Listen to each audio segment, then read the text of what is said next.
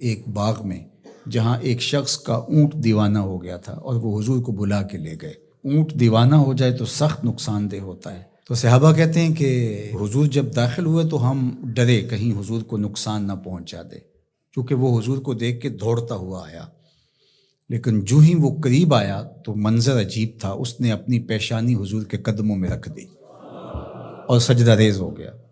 جب اونٹ کی اس محبت کو ہم نے دیکھا تو برجستہ کہا کہ نحن احق ان نسجد للنبی صلی اللہ علیہ وآلہ وسلم، حضور ہمارا بھی جی چاہتا ہے کہ ہم آپ کو سجدہ کریں۔ تو جب آقا کریم علیہ الصلوۃ والسلام نے صحابہ کے اس مطالبے کو سنا تو فرمایا کہ اگر اللہ کے علاوہ کسی اور کے لیے سجدہ روا ہوتا تو میں بیوی کو حکم دیتا کہ وہ شوہر کو سجدہ کرے۔ تو اللہ کے علاوہ شریعت میں سجدہ کسی کو روا نہیں۔ سجدہ تعبدی جو عبادت کی نیت سے کیا جاتا ہے وہ تو کسی کو بھی جائز نہیں ہوا، کبھی بھی نہیں ہوا، کسی شریعت میں بھی نہیں ہوا، چونکہ شرک کی کبھی بھی اجازت نہیں ہوئی۔ لیکن جو سجدہ تعظیمی ہے وہ پچھلی شریعتوں میں جائز تھا، لیکن اس امت کے اندر اس کے بھی روک دیا گیا تاکہ اس کا راستہ ہی بند کر دیا جائے۔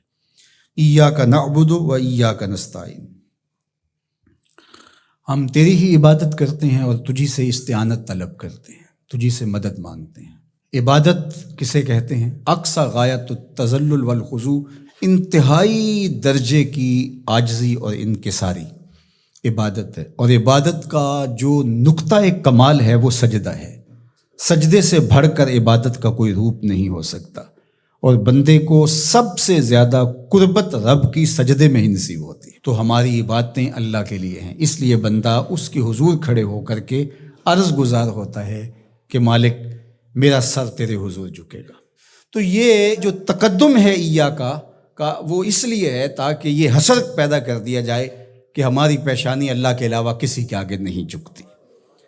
اچھا، اب یہاں ایاک اعبد بھی تو ہو سکتا تھا، لیکن نعبد ہے، اس لیے کہ بندے کو یہ سکھایا گیا کہ اپنی عبادت پہ ناز نہ کرنا، اپنی عبادت کو صالحین کی عبادت کے ساتھ جوڑ کے پیش کر کہ مالک جس طرح تیرے بندوں کے سر تیرے حضور جھکے ہوئے ہیں، میرا سر بھی ان کے ساتھ تیرے حضور جھکا ہوا ہے، ان کی عبادت قبول کرے گا تو ٹوٹی پھوٹی شکستہ عبادت میری بھی قبول فرما لینا۔ اور پھر ارشاد فرمایا وَإِيَّاكَ نَسْتَعِينُ، اور ہم تیرے سے ہی استعانت طلب کرتے ہیں، تیرے سے ہی مدد مانگتے ہیں۔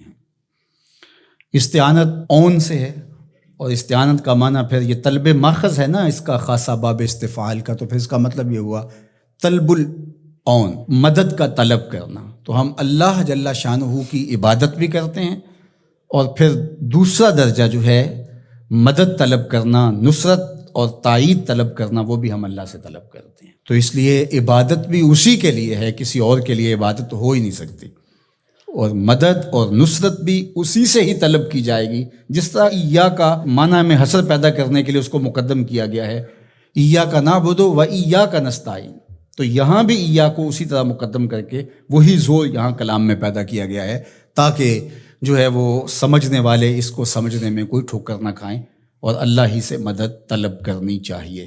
باقی مجازن اگر کسی سے آپ طلب کرتے ہیں مدد، تو آپ کے اعتقاد میں یہی ہوتا ہے کہ وہ اللہ کی دی ہوئی توفیق سے میری یہ مدد کر سکتا ہے۔ اگر ایسا ہو تو وہ اس کے زمرے میں نہیں آئے گی۔ ڈاکٹر سے دوا لینے جاتے ہیں تو شفا تو من جانب اللہ ہوتی ہے۔ یہاں آج کل جو ہے وہ نور بٹ رہا ہے، تو یہ کہا جائے کہ انہوں نے مجھے نور دے دیا، تو نور تو اللہ ہی دینے والا ہے، لیکن یہاں مجازی معنی ہوگا۔